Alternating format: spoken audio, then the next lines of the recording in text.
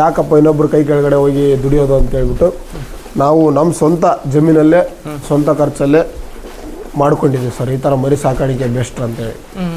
ನೀವು ಸ್ವಂತ ಜಮೀನಲ್ಲೇ ಒಂದು 150 ಮರಿಗಳು ಸಾಕಂತ ಇದರಲ್ಲಿ ಇವತ್ತೊಂದು 80 ಮರಿಗಳ ನೀವು ಸಾಕಾಣಿಕೆ ಮಾಡ್ತೀರಿ. ಹಸಿರು ಶೆಡ್ ಅಂತಂದರೆ ಹೈಟೆಕಾಗಿ ಮಾಡ್ಕೊಳಕ್ಕೆ ಟ್ರೈ ಮಾಡ್ತಾರೆ. ಹೈಟೆಕಾಗಿ ಮಾಡ್ಕೋಬೇಕು ಅಂತಂದ್ರೆ ಅನ್ಕೋತಾರೆ. ಅದು ತಪ್ಪು ನನ್ನ ಪ್ರಕಾರ. ಯಾಕಂತಂದರೆ ಈಗ ಹೈಟೆಕಾಗಿ ಮಾಡಿಕೊಂಡ್ರೆ ಖರ್ಚು ಜಾಸ್ತಿ ಬರುತ್ತೆ. ಅದೇ ನಾವು ಕೆಳಗಡೆ ಮಾಡಿಕೊಂಡು ಅದರಲ್ಲೇ ಕಡಿಮೆ ಇನ್ವೆಸ್ಟ್ಮೆಂಟಲ್ಲಿ ಕೆಳಗಡೆ ಮಾಡಿಕೊಂಡು ಮಿಕ್ಕಿರೋ ಅಮೌಂಟ್ನೆಲ್ಲ ನಾವು ಮರಿ ಸಾಕಾಣಿಕೆ ಮೇಲೆ ಹಾಕ್ಬೋದು. ಈ ಹೈಟೆಕಿಗೆ ಆದರೆ ಒಂದು 8-10 ಲಕ್ಷ ಬೇಕಾಗುತ್ತೆ ಅಮೌಂಟು.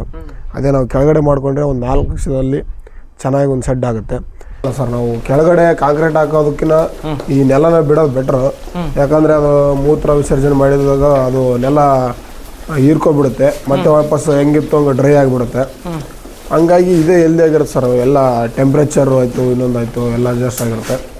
ಹಂಗಾಗಿ ನೆಲದಲ್ಲೇ ಮೇಯಿಸೋದು ಬೆಟ್ರ್ ಸರ್. ಎಲ್ಲದಕ್ಕಿಂತ ನೆಲದಲ್ಲೇ ಬೇಯಿಸೋದು ಬೆಟ್ರ್. ಹೌದು ಸರ್. ಇವಕ್ಕೆ ನೀರು ಏನೇ ಮಾಡ್ತಾರೆ? ಈಗ ಕುಡಿಯೋದಿಲ್ಲ ಅಂತಾರೆ ಅಂಥವಕ್ಕೆ ಏನಾದ್ರು ಹಿಟ್ಟು ಏನಾರು ಸರ್? ಇದರಲ್ಲಿ ಎಲ್ಲ ಮೆಡಿಸನ್ ಬರುತ್ತೆ. ನಾವು ಸ್ವಲ್ಪ ಚೆನ್ನಾಗಿ ಕುಡಿಸ್ಬೇಕಂದ್ರೆ ಅದರಲ್ಲಿ ಮೆಡಿಸನ್ ಹಾಕಿದರೆ ಚೆನ್ನಾಗಿ ಒಂದು 50% ನಾವು ಅಲ್ಲೇ ಇಡುವುದು. ನಾವು ಕಡಿಮೆ ರೇಟಿಗೆ ಸಿಗುತ್ತೆ ಅಂತಂದು ಯಾವುದೋ ಚೆನ್ನಾಗಿಲ್ಲದೆ ಇರೋ ಮರಿ ತೊಗೊಂಡ್ಬಂದ್ಬಿಟ್ಟು ಲಾಸ್ ಆಗೋದು ಆದವರೇ ಜಾಸ್ತಿ ಜನ ಇರೋದು. ನಾವು 500 ರೂಪಾಯಿ ದುಬಾರಿನೇ ಆಗಲಿ ಒಂದು ಸ್ವಲ್ಪ ಹೆಲ್ದಿ ಆಗಿರೋ ಮರಿ, ಚೆನ್ನಾಗಿರೋ ಮರಿ ತೊಗೊಂಬರ್ತೀನಿ. ಹಂಗಾಗಿ ನನಗೇನು ಲಾಸ್ ಆಗೋದು ಭಾಳ ಕಡಿಮೆ ಸರ್. ನಾವು 500 ರೂಪಾಯಿ ದುಬಾರಿ ಆಗಲಿ ಹೆಲ್ದಿ ಮರಿಗಳನ್ನು ಆಯ್ಕೆ ಮಾಡ್ತೀವಿ ಸರ್. ಹೌದು. ದಿನಕ್ಕೆ 2 ಟೈಮ್ ನಾವು ಕೈ ತಿಂಡಿ ಕೊಡ್ತೀವಿ ಮರಿಗೆ. ಇದು ಯಾವ ಥರ ಕೊಡ್ತೀರಿ ಕೈ ತಿಂಡಿ ಅಂತ? ಮೆಕ್ಕೆಜೋಳ, ಕಡಲೆ ಹಿಂಡಿ, ಸ್ನೇಹ ಗೋಲ್ಡ್ ಕೊಡ್ತೀವಿ ಫೀಡ್, ಫಿನ್ಷರ್ 3 ಮಿಕ್ಸ್ ಮಾಡಿ ಮರಿಗೆ ನಾವು ಫೀಡ್ ಕೊಡ್ತೀವಿ ಕೈ ತಿಂಡಿ. ಅದನ್ನು ಕೊಟ್ಟರೆ ಮರಿ ಎಲ್ಲ ಚೆನ್ನಾಗಿ ಬರುತ್ತೆ ಸರ್. ಆದರೆ ನಾನು ಈಗ ಜೈಕ್ಲೋಸ್ ಹಾಕೊಂಡ್ರೆ ಏನಾಗುತ್ತೆ ಅಂತಂದರೆ ಸ್ಟಾರ್ಟಿಂಗು ಮರಿ ಜೈಕ್ಲೋಸ್ ಹಾಕಿದ ತಕ್ಷಣ 1 ವಾರ ಮರಿ ಸೊರಗುತ್ತೆ. ಹಂಗಾಗಿ ನಾನು ಹೊಸ ಮೆಡಿಸನ್ ಒಂದು ನೋಡಿದ್ದೀನಿ. ಇದು ಫ್ಲುಕೋಟ್ ಅಂತ ಹೇಳ್ಬಿಟ್ಟು, ಇದು ನೀವು ಯಾರಾದರೂ ಹೊಸದಾಗಿ ಮರಿ ಸಾಕಾಣಿಕೆ ಮಾಡಿದರೆ ಇದು ಸೇಮ್ ವರ್ಕ್ ಮಾಡುತ್ತೆ. ಇದು ಮರಿಗಳೆಲ್ಲ ಜಂತುಗಳನ್ನೆಲ್ಲ ಕ್ಲಿಯರ್ ಮಾಡುತ್ತೆ ಒಳಗಡೆ. ಇದರಲ್ಲಿ 1% ಐವರ್ ಮೆಷಿನ್ ಇರುತ್ತೆ. ಅಂದರೆ ಇದು ಉಣ್ಣೆ ಬರೋದೆಲ್ಲ ಸ್ವಲ್ಪ ಕಂಟ್ರೋಲ್ ಮಾಡುತ್ತೆ. ಆ ಥರ ನಾವು ಸಂತೆಯಲ್ಲಿ ಯಾವುದ್ಯಾವುದೋ ಅಪ್ಡೇಟ್ ಆಗಿರುತ್ತೆ ಮೆಡಿಸನ್ನು, ನಾವು ಅದನ್ನು ತೊಗೊಂಬಂದು ಯೂಸ್ ಮಾಡಬೇಕಾಗತ್ತೆ. ಯೂಸ್ ಮಾಡಿದರೆ ನಾವು ಸಕ್ಸಸ್ ಕಾಣೋಕ್ಕೆ ಸ್ವಲ್ಪ ಹೆಲ್ಪ್ ಆಗುತ್ತೆ. ಈ ಮರಿಗಳ ಸಾಕಾಣಿಕೆ ಮಾಡೋರಿಗೆ ಏನೇನು ಸಲಹೆ? ಅಣ್ಣ, ನಮ್ಮ ಸಲಹೆ ಏನಂತಂದ್ರೆ ಹೊಸದಾಗಿ ಬರೋರಿಗೆ ಈ ಫೀಲ್ಡಲ್ಲಿ ಅವಾಗ ಸ್ಟಾರ್ಟಿಂಗಲ್ಲಿ ಲಾಭ ಇದ್ದವರು ಇರೋ ಥರ ಈ ಥರ ಈಗ ಸದ್ಯ ಇಲ್ಲ ಲಾಭ. ಯಾಕಂತಂದರೆ ಎಲ್ಲರೂ ಈಗ ಎಲ್ಲ ಬೇರೆ ಬೇರೆ ಫೀಲ್ಡೆಲ್ಲ ಬಂದುಬಿಟ್ಟು ಈಗ ಮರಿ ಸಾಕಾಣಿಕೆ ಮಾಡ್ತಾ ಇದ್ದಾರೆ. ಆದರೆ ಎಲ್ಲರೂ ಲಾಭ ಮಾಡ್ತಾ ಇದ್ದಾರೆ ಅಂತ ನಾನು ಹೇಳಲ್ಲ. ಭಾಳ ಜನ ಲಾಸನ್ನು ಆಗ್ತಾ ಇದ್ದಾರೆ. ಹೊಸದಾಗಿ ಬರೋರಿಗೆ ಏನು ಹೇಳ್ತಾ ಇದ್ದಾರೆ ಅಂತಂದರೆ, ನೀವು ಬನ್ನಿ ಬೇಡ ಅಂತ ಹೇಳಲ್ಲ ಈ ಫೀಲ್ಡ್ಗೆ. ಎಲ್ಲ ನೀವು ಮಾರ್ಕೆಟಿಂಗು, ಸಾಕಾಣಿಕೆ ಬಗ್ಗೆ ಮತ್ತೊಂದು ಎಲ್ಲ ತಿಳ್ಕೊಂಡು ಈ ಫೀಲ್ಡಿಗೆ ಬನ್ನಿ. ಸುಮ್ಮನೆ ನಮ್ಮ ಹತ್ರ ದುಡ್ಡಿದೆ, ಸಾಲ ಮಾಡ್ತೀನಿ, ಆ ಥರ ಮಾಡ್ತೀನಿ, ಈ ಥರ ನಮ್ಮ ಕೈಯಲ್ಲಿರೋ ಕೆಲಸ ಬಿಟ್ಟು ಬರ್ತೀನಿ ಅಂತಂದು ಆ ಥರ ಯಾರು ಮಾಡೋಕ್ಕೆ ಹೋಗಬೇಡಿ. ಇದರಲ್ಲಿ ಆಲ್ರೆಡಿ ಭಾಳ ಕಾಂಪಿಟೇಷನ್ ಜಾಸ್ತಿ ಆಗಿದೆ ಈ ಫೀಲ್ಡಲ್ಲೂ. ಮೊದಲಿಗೆ ಕಾಂಪಿಟೇಷನ್ ಕಡಿಮೆ ಇತ್ತು, ಜಾಸ್ತಿ ಲಾಭ ಇತ್ತು. ಈಗ ಲಾಭ ಮಾಡೋಕ್ಕಾಗ್ತಾ ಇಲ್ಲ. ಈಗ ಬೇರೆ ಬೇರೆ ರೋಗನೂ ಬರ್ತಾಯಿದೆ ಮರಿಗಳಿಗೆ. ಅದರಿಂದ ನಾವು ಮೇಂಟೆನೆನ್ಸ್ ಸ್ವಲ್ಪ ಚೆನ್ನಾಗಿ ಮಾಡ್ಕೋಬೇಕು. ಒಂದು ಸ್ವಲ್ಪ ಹಿಡಿಯೋದ್ರೂ ಲಾಸ್ ಆಗೋದು ಭಾಳ ಚಾನ್ಸಸ್ ಇರುತ್ತೆ ಈ ಫೀಲ್ಡಲ್ಲಿ. ಹೆಂಗಂತಂದರೆ ಇವತ್ತು ನಾವು 1 ಲಕ್ಷ ರೂಪಾಯಿ ಲಾಭ ಮಾಡ್ತೀವಿ ಅಂತಂದರೆ ನಾಳೆ ಬ್ಯಾಚ್ಗೆ 1 ಲಕ್ಷ ಲಾಸ್ ಆಗೋ ಥರ ಇರುತ್ತೆ. ಎರಡಕ್ಕೂ ತಡ್ಕೋತೀನಿ ಅಂತಂದರೆ ಈ ಫೀಲ್ಡಿಗೆ ಬನ್ನಿ. ಅವರು ಹೇಳ್ತಾ ಇರ್ತಾರೆ ನಮಗೆ ಈ ಫೀಲ್ಡಲ್ಲಿ ಭಾಳ ಜಾಸ್ತಿ ಲಾಭ ಇದೆ, ಇದನ್ನೇ ಮಾಡಿ ಅಂತ ಹೇಳ್ತಾ ಇರ್ತಾರೆ. ಅವ್ರು ಯಾರ ಮಾತು ಕೇಳೋಕೆ ಹೋಗಬೇಡಿ. ಇದರಲ್ಲಿ ಏನಂತಂದರೆ ಲಾಭವೂ ಇದೆ, ನಷ್ಟವೂ ಇದೆ. ಎರಡೂ ಅನುಭವಿಸ್ತೀನಿ ಅಂತಂದರೆ ಈ ಫೀಲ್ಡಿಗೆ ಬನ್ನಿ. ಇದರದ್ದು ಇಕ್ಕಿ ಬರುತ್ತೆ, ಅದನ್ನ ಮಾಡ್ತೀವಿ ಸರ್. ಅದು ನಾವು ಗೊಬ್ಬರ ಮಾಡ್ಕೋತೀವಿ, ಇಲ್ಲೇ ನಮ್ಮ ಜಮೀನಿಗೆ ಯೂಸ್ ಮಾಡ್ಕೋತೀವಿ. ಹಾಕಬೇಕಾದ್ರೆ ಈಗ ಸಿರಪ್ಗಳು ಬರುತ್ತೆ ಸರ್. ಮರಿ ಎಲ್ಲ ನೀರು ಜೊತೆನೂ ನಾವು ಪೌಷ್ಟಿಕಾಂಶ ಕೊಟ್ಟರೆ ಮರಿ ಎಲ್ಲ ಹೆಲ್ದಿ ಆಗಲಿ ಅಂತಂದು ನೀರು ಜೊತೆನೂ ಕೊಡ್ತೀವಿ, ತಿಂಡಿ ಜೊತೆನೂ ಕೊಡ್ತೀವಿ.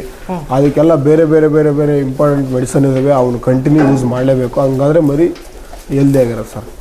ಮರಿ ಹೆಲ್ದಿ ಆಗ್ಬೇಕಂದ್ರೆ ಬರೀ ಆಹಾರ ಅಷ್ಟೇ ಅಲ್ಲ, ಒಂದು ನೀರಲ್ಲಿ ಕೂಡ ಪ್ರೋಟೀನ್ ಸಿಗಬೇಕು, ಆಹಾರಲ್ಲಿ ಪ್ರೋಟೀನ್ ಸಿಗಬೇಕು. ಆ ಥರ ಕೊಟ್ಟರೆ ಮಾತ್ರ. ಹೌದು ಸರ್, 100% ಮರಿ ಹೆಲ್ದಿಯಾಗಿ ಚೆನ್ನಾಗಿ ಗ್ರೋತ್ ಮಾಡಿ. ಈ ಫೀಲ್ಡ್ಗೆ ಬಂದರೆ ಒಂದು ಸ್ವಲ್ಪ ಜಾಸ್ತಿ ಆ್ಯಕ್ಟಿವ್ ಆಗಿರ್ಬೇಕಾಗತ್ತೆ ವ್ಯಕ್ತಿ. ಹಂಗೆ ಮಾರ್ಕೆಟಲ್ಲಿ ಹೊಸ ಮೆಡಿಸನ್ನು ತಂದು ಹಾಕೋದಾಯ್ತು, ಇನ್ನೊಂದಾಯಿತು. ಈಗ ನಾವು ಫಸ್ಟ್ ಸ್ಟಾರ್ಟಿಂಗು ಬಂದ ತಕ್ಷಣ ಡಿವಾರ್ಮಿಂಗ್ ಈ ಮೆಡಿಸನ್ ಮಾಡ್ಕೋತೀನಿ. ಬೇರೆ ಬೇರೆ ಮೆಡಿಸನ್ ಮಾಡ್ಕೋತಾರೆ ಪರವಾಗಿಲ್ಲ, ಆದರೆ ನನ್ನ ಪ್ರಕಾರ ಇದು ಒಂದು ಸ್ವಲ್ಪ ಬೆಟರ್ ಮರಿಗೆ. ಆಮೇಲೆ ಒಂದು 2-3 ದಿನ ಆದಮೇಲೆ ನಾವು HS ಮಾಡ್ಕೋತೀವಿ. HS ಇದು ಏನಕ್ಕಪ್ಪ ಅಂದರೆ ಮರಿಗಳು ಜಾಸ್ತಿ ಕೆಮ್ತಾ ಇರುತ್ತೆ, ಅದೇ ಕಾರಣಕ್ಕೆ ಇದು HS ಮಾಡ್ಕೋತೀವಿ. ಇದು ಬೆಟರ್ ವ್ಯಾಕ್ಸಿನ್, ಈ ಚಳಿಗಾಲದಲ್ಲಿ ಬೆಟರ್ ವ್ಯಾಕ್ಸಿನ್ ಇದು. ಬೇಸಿಗೆ ಟೈಮಲ್ಲಿ TPR ಮಾಡ್ಕೊಂಡ್ರೆ ಒಳ್ಳೆಯದಾಗುತ್ತೆ. ಮತ್ತು ನಾವು ಮರಿಗಳೆಲ್ಲ ಒಂದು ಸ್ವಲ್ಪ ವ್ಯಾಕ್ಸಿನ್ ಆದಮೇಲೆ ಸ್ವಲ್ಪ ಮರಿಗಳೆಲ್ಲ ವೀಕ್ ಆಗಿರುತ್ತೆ, ಆವಾಗ ನಾವು ಮರಿಗಳಿಗೆ ಒಂದು ಸ್ವಲ್ಪ ಪೌಷ್ಟಿಕಾಂಶ ಕೊಡಬೇಕಾಗುತ್ತೆ. ಹಂಗಾಗಿ ಅವಾಗ ನಾವು ಮಲ್ಟಿಸ್ಟಾರ್ ಅಂತೇಳಿ ಈ ಮೆಡಿಸನ್ ಯೂಸ್ ಮಾಡ್ತೀವಿ. ನಿಮಗೆ ಇನ್ನೂ ಹೆಚ್ಚಿನ ಮಾಹಿತಿ ಬಗ್ಗೆ, ಇದು ಮರಿ ಸಾಕಾಣಿಕೆ ಬಗ್ಗೆ ಆಯಿತು, ಮರಿ ಕೊಂಡ್ಕೊಳ್ಳೋ ಬಗ್ಗೆ ಆಯಿತು, ಇನ್ನೂ ಹೆಚ್ಚಿನ ಮಾಹಿತಿ ಬೇಕಂದರೆ ನಮ್ಮದು ಯೂಟ್ಯೂಬ್ ವಾಟ್ಸಪ್ ಗ್ರೂಪ್ ಲಿಂಕ್ ಇದೆ. ಆ ಗ್ರೂಪ್ಗೆ ನೀವು ಜಾಯ್ನ್ ಆದರೆ ಅದರಲ್ಲಿ ನಾನು ಇಂಪಾರ್ಟೆಂಟ್ ಮೆಸೇಜಸ್ ಹಾಕ್ತಿರ್ತೀನಿ, ನಿಮಗೆ ಹೆಲ್ಪ್ ಆಗ್ಬೋದು. ನಮಸ್ತೆ, ನಿಮ್ಮ ಹೆಸರು ಮತ್ತು ನಿಮ್ಮ ಹೆಸರು? ನಮಸ್ತೆ ಅಣ್ಣ, ನಮ್ಮ ಹೆಸರು ವಿಜಯ್ ಕುಮಾರ್ ಅಂತೇಳಿ. ನಮ್ಮ ಊರು ಬಂದುಬಿಟ್ಟು ಕೊಪ್ಪಳ ಜಿಲ್ಲೆ, ಕೊಪ್ಪಳ ತಾಲೂಕು, ದನಕನದೊಡ್ಡಿ ಗ್ರಾಮ. ಈಗ ನೀವು ಒಂದು ವಿಜಯ ಫಾರ್ಮ್ ಅಂತೇಳಿ ಒಂದು ಕೆಂಗೂರು ಮರಿಗಳ ಇಲ್ಲಿ ಕೊಡ್ತೀರಿ ಮತ್ತು ಇಲ್ಲಿ ಸಾಕಕ್ಕೆ ಒಂದು ಸೆಡ್ ಮಾಡ್ಕೊಂಡ್ರಿ. ಈ ಸೆಡ್ ಯಾವ ಥರ ಮಾಡ್ಕೊಂಡ್ರಿ ಅಣ್ಣ? ಇದು ಶೆಡ್ ಅಂದರೆ ಈಗ ನಾರ್ಮಲಾಗಿ ಎಲ್ಲರೂ ಶೆಡ್ ಅಂತಂದರೆ ಹೈಟೆಕಾಗಿ ಮಾಡ್ಕೊಳಕ್ಕೆ ಟ್ರೈ ಮಾಡ್ತಾರೆ, ಹೈಟೆಕಾಗಿ ಮಾಡ್ಕೋಬೇಕು ಅಂತಂದ್ರೆ ಅನ್ಕೋತಾರೆ. ಅದು ತಪ್ಪು ನನ್ನ ಪ್ರಕಾರ. ಯಾಕಂತಂದರೆ ಈಗ ಹೈಟೆಕಾಗಿ ಮಾಡಿಕೊಂಡ್ರೆ ಖರ್ಚು ಜಾಸ್ತಿ ಬರುತ್ತೆ. ಅದೇ ನಾವು ಕೆಳಗಡೆ ಮಾಡಿಕೊಂಡು ಅದರಲ್ಲೇ ಕಡಿಮೆ ಇನ್ವೆಸ್ಟ್ಮೆಂಟಲ್ಲಿ ಕೆಳಗಡೆ ಮಾಡಿಕೊಂಡು ಮಿಕ್ಕಿರೋ ಅಮೌಂಟ್ನೆಲ್ಲ ನಾವು ಮರಿ ಸಾಕಾಣಿಕೆ ಮೇಲೆ ಹಾಕ್ಬೋದು. ಈ ಹೈಟೆಕ್ಗಾದರೆ ಒಂದು 8-10 ಲಕ್ಷ ಬೇಕಾಗುತ್ತೆ ಅಮೌಂಟು. ಅದೇ ನಾವು ಕೆಳಗಡೆ ಮಾಡಿಕೊಂಡ್ರೆ ಒಂದು 4 ಲಕ್ಷದಲ್ಲಿ ಚೆನ್ನಾಗಿ ಒಂದು ಶೆಡ್ ಆಗುತ್ತೆ. ಅದೇ ದುಡ್ಡಲ್ಲಿ ಮರಿ ಸಾಕಾಣಿಕೆ ಮಾಡ್ಬೋದು ಸರ್ ನಾವು. ಈ ಶೆಡ್ ಬಂದುಬಿಟ್ಟು ಉದ್ದ 39 ಫೀಟ್ ಇದೆ, ಅಗಲ ಬಂದುಬಿಟ್ಟು 22 ಫೀಟ್ ಇದೆ. ಇಷ್ಟೇ ಈ ಜಾಗದಲ್ಲಿ ನಾವು ಒಂದು 150 ಮರಿ ಮೇಯಿಸೋ ಥರ ಮಾಡ್ಕೊಂಡಿದ್ದೀವಿ. 150 ಮರಿಗಳ ಸಾಕಾಣಿಕೆ ಮಾಡ್ತಾರೆ? ಹೌದು ಸರ್. ಇಲ್ಲ ಸರ್, ಇಷ್ಟೇ 150 ಮರಿನೇ ಇದು ಹಿಡಿಯೋದು ಸರ್, ಅಷ್ಟೇ ಮರಿ ಸಾಕ್ಬೋದು. ನಾವು ಎಕ್ಸ್ಟ್ರಾ ಬೇಕಾದರೆ ಇಲ್ಲಿ ಹೊರಗಡೆ ಜಾಗ ಬಿಟ್ಕೊಂಡಿದ್ದೀವಿ, ಹೊರಗಡೆ ಮೇಯಿಸ್ಕೋಬೋದು ಸರ್. ಹೌದು ಸರ್, ಹೌದು. ನಾವು ಹಂಗೆ ಮುಂದೆ ಜಾಸ್ತಿ ಇನ್ಕ್ರೀಸ್ ಮಾಡ್ಕೊಂಡು ಹೋಗ್ಬೋದು ಸರ್ ಮರಿ ಸಾಕಾಣಿಕೆ. ಹೌದು ಸರ್. ಸರ್ ಎಲ್ಲ ಬಂದು ಒಂದು 4 ಲಕ್ಷದಲ್ಲಿ ರೆಡಿಯಾಗಿದೆ ಶೆಡ್ ಇದು. 4 ಲಕ್ಷದಲ್ಲಿ ಒಂದು 150 ಮರಿ ಮೇಯೋ ಥರ ಇದೆ. ಒಂದು ಎಕ್ಸ್ಟ್ರಾ ರೂಮ್ ಮಾಡ್ಕೊಂಡಿದ್ದೀವಿ ಇದರಲ್ಲಿ. ಇಲ್ಲಿ ಒಬ್ಬರು ಇರೋದಕ್ಕೆ ಒಂದು ಎಕ್ಸ್ಟ್ರಾ ರೂಮ್ ಮಾಡ್ಕೊಂಡಿದ್ದೀವಿ. ಎಲ್ಲ ಟೋಟಲಾಗಿ ಬಂದು ಒಂದು 4 ಲಕ್ಷ.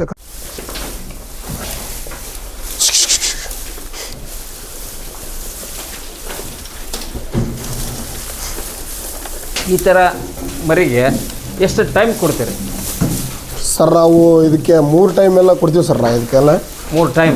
ಬೆಳಿಗ್ಗೆ ಒಂದು ಟೈಮ್ ಒಟ್ಟು ಕೊಡ್ತೀವಿ.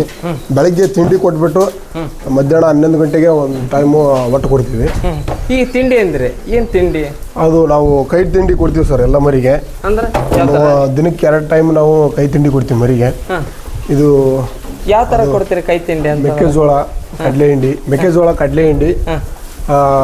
ಸ್ನೇಹ ಗೋಲ್ಡ್ ಕೊಡ್ತೀವಿ, ಫೀಡ್ ಫಿನ್ಷರ್ 3 ಮಿಕ್ಸ್ ಮಾಡಿ ಮರಿಗೆ ನಾವು ಫೀಡ್ ಕೊಡ್ತೀವಿ, ಕೈ ತಿಂಡಿ.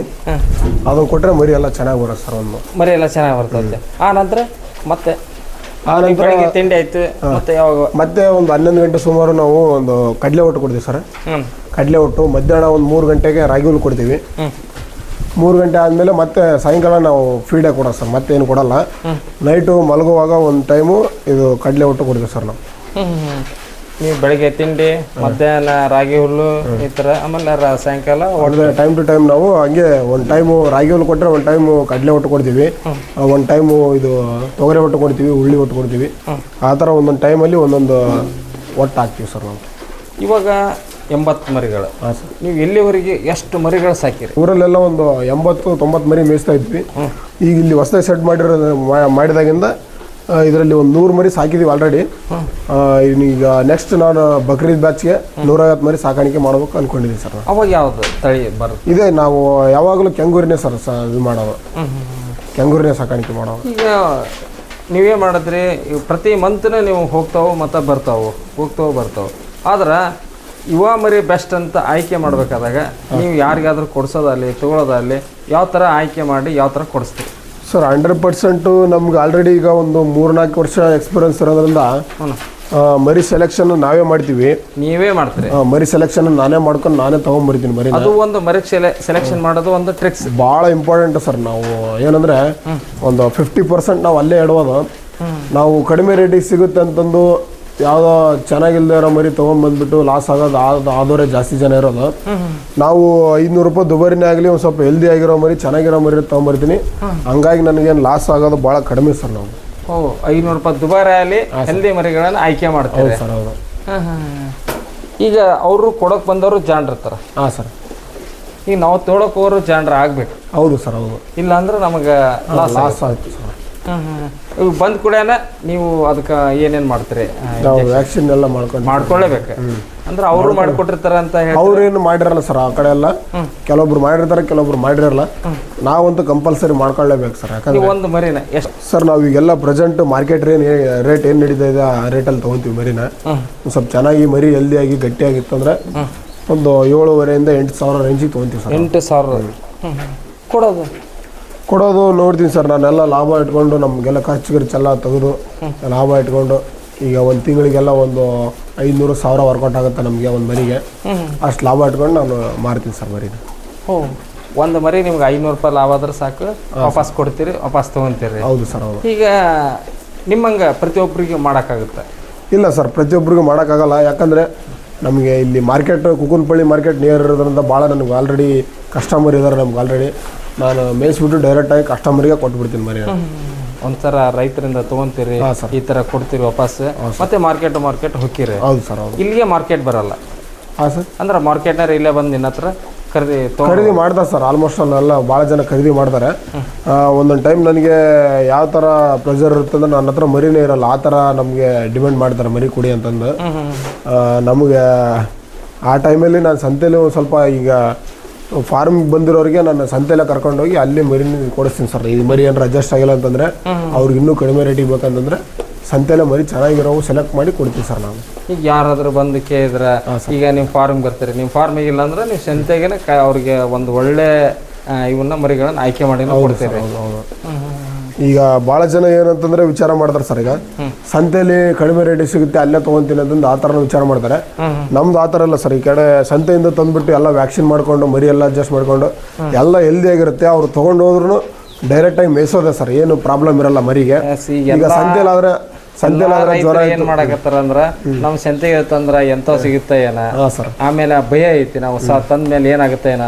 ಈಗ ನೀವ್ ಹೇಳಿದ್ರಿ ನಾವು ಸಂತೆಗೆ ತಂದು ಅವನ್ನೆಲ್ಲ ಮೈಯಕ್ಕೆ ಯಾವ ತರ ರೆಡಿ ಮಾಡ್ತೀವಿ. ಸಾಮಾನ್ಯ ಬರೀ ಹುಲ್ಲು ಹಾಕಿ ಆಮೇಲೆ ನಾವು ಒಟ್ಟು, ಯಾಕಂದ್ರೆ ಎಲ್ಲಾ ರೈತರಲ್ಲಿ ಸಿಗುವಂತ ಕಡಲೆ ಒಟ್ಟು ಇಂಥವನ್ನ ಹಾಕಿ ನಾವು ಮೇಯಿಸ್ತೀವಿ ಅಂತಾರೆ. ಈ ತರ ಸೆಟ್ಟಿಂಗ್ ಆದ ಬೆಸ್ಟ್. ಹೌದು ಸರ್, 100%. ಇದರಲ್ಲಿ ಏನು ರಿಸ್ಕ್ ಇರಲ್ಲ ಸರ್, ಯಾವುದೇ ರಿಸ್ಕ್ ಇರಲ್ಲ.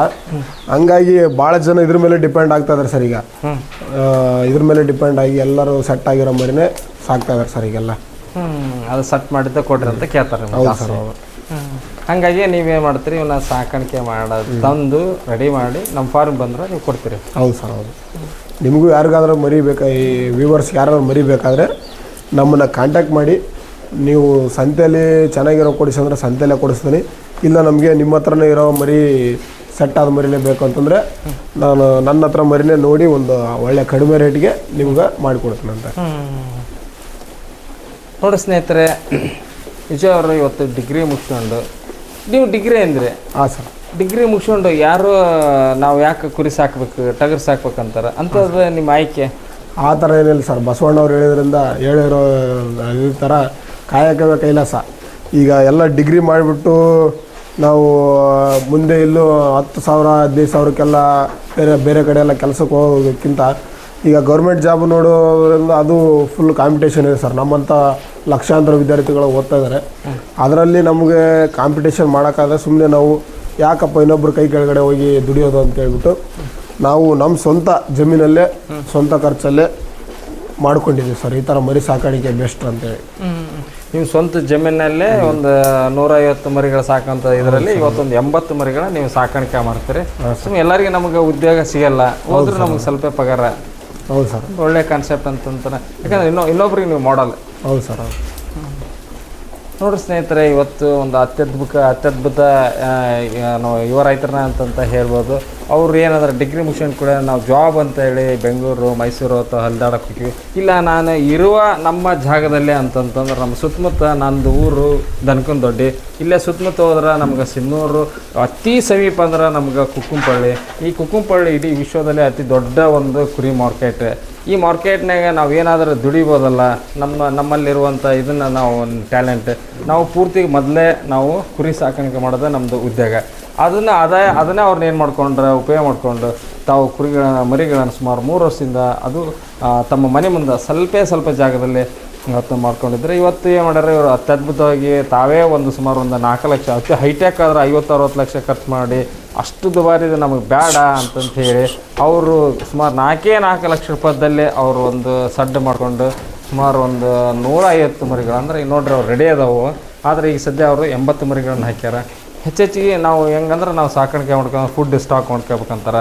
ಅದೇ ರೀತಿಯಾಗಿ ಅವ್ರು ಏನು ಮಾಡ್ತಾರೆ, ದೂರದ ತುಮಕೂರು ಅಲ್ಲೇ ರಾಗಿ ಹುಲ್ಲು ತರಿಸ್ಯಾರ, ಆಮೇಲೆ ಬೇರೆ ಕುಕ್ನೂರು ಭಾಗದಿಂದ ಕಡಲೆ ಒಟ್ಟು ತರಿಸ್ಯಾರ. ಹೀಗೆ ಅನೇಕ ಅವರು ಏನಾದ್ರು ಮೂಲ ಏನಂತೆ ಅವನ್ನೆಲ್ಲ ರೆಡಿ ಮಾಡ್ಕೊಂಡು ತಮ್ಮ ಹೊಲದಲ್ಲೇ ಇವತ್ತು ಕಡಲೆ ಶೇಂಗಾ ಒಟ್ಟು ಸ್ಟಾಕ್ ಮಾಡ್ಕೊಂಡ್ರೆ, ಯಾಕಂದ್ರೆ ದುಬಾರಿ ಆಗುತ್ತಾ ಅಂತೇಳಿ ತಮ್ಮಲ್ಲೇ ಬೆಳಿತಾರೆ. ಅದನ್ನು ನಾವು ಬಳಸ್ತಾರೆ.